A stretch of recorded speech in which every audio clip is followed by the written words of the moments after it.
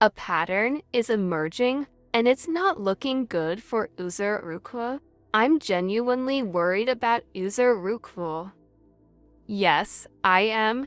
It's not just about one movie or one odd role. This feels like a trend. Ever since Love in Every World, Omoni Aboli's film, Uzor seems to have slipped into a very specific typecasting trap, the overbearing, often chauvinistic Igbo local man. And it's getting repetitive fast. Is he intentionally choosing these roles? Is he just not turning scripts down? Either way, it's not doing his career any favors. For an actor with range and potential, this current streak feels like a step backward. Let's break down the most recent offenders. 1. To Love and Obey, Uzor plays Chief, a rigid, traditional man married to a dogu. He's not just strict, he's borderline tyrannical. He has commandments, yes, actual commandments. For his wife, when she must cook, what she must do, how she must behave. Miss one rule, and you face punishment. His controlling nature isn't reserved for his wife alone. Even his mechanic feels the sting of his attitude.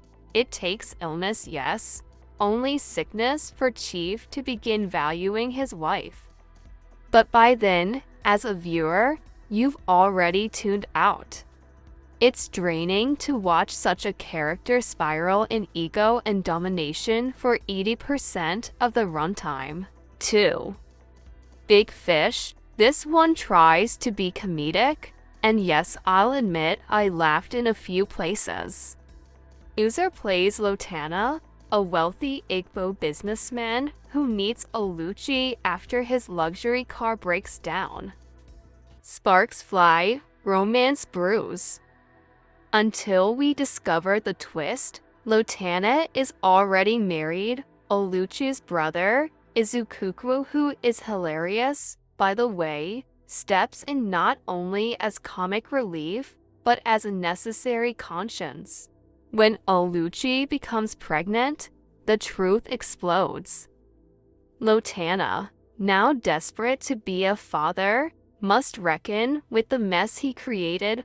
Again, same theme, a deceptive, entitled man who only wakes up when consequences hit him in the face. 3.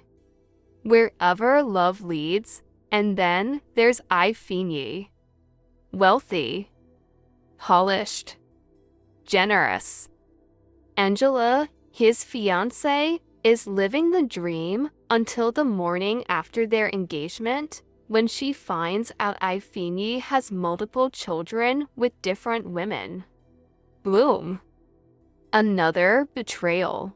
It becomes yet another story of broken trust, emotional manipulation, and a woman forced to decide whether love is enough when lies are the foundation. Uzor plays this role with such familiarity, you'd think he's been doing it forever, and that's precisely the problem. What's going on here? Across all 3 movies, there's a clear and troubling trend. Uzor Arukwe is repeatedly cast as the overbearing, dishonest, patriarchal Igbo man with money, pride, and a disregard for the women in his life until things fall apart. While it may be entertaining once, maybe twice, watching him play the same archetype in different costumes gets tiring. There's no growth, no nuance, no surprise. And for fans who know what Uzor is truly capable of, it's frustrating. These roles are not only typecasting him, they're watering down the excitement we once had when his name appeared in a cast list. If this continues, the risk is real. Audiences will see him and no longer feel anything. No curiosity. No anticipation. Just another rich, problematic man on screen. That's a shame. Yes, it's great to see Uzor working, but not at the cost of his artistic identity. If he keeps saying yes to every script that puts him in the same box, we're going to get tired, and we're almost there. None of these movies, in my opinion, earns more than a 5/10. They lack emotional complexity, depth, and originality. Worse, they're wasting Uzor's talent by putting him on a loop. We need better scripts. He needs better choices before it's too late. But he and his management accepts it, and it has already started before Love in Every Word is just the way people feel, and with humans, things trend. But to me, I have watched him in all his element, and he is good. If that's his breakthrough point, okay for him, it will surely trend and off, and he will be back in his element.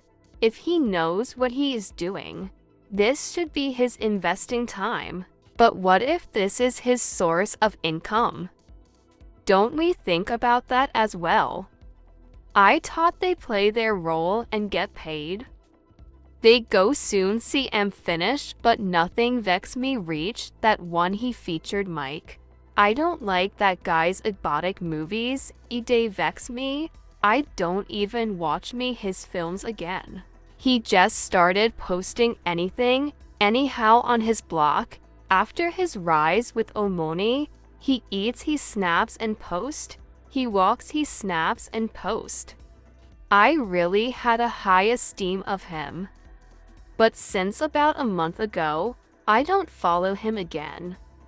He should learn to maintain his dignity, maturity, and esteem.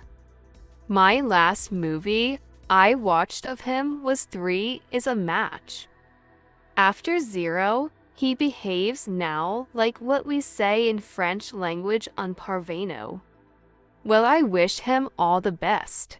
I thought I was the only one worried. I now skip movies safe with his name and picture. I hope he's able to understand one or two soon, else I really don't understand this movie. Every day I resume watching without understanding anything, and that guy Mike I know understand his role in this movie. Not really true. He already was acting this kind of roles. He even wanted to reject Love in Every Word.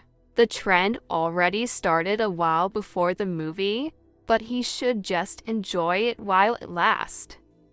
But he is a versatile actor, so it won't be a problem for him.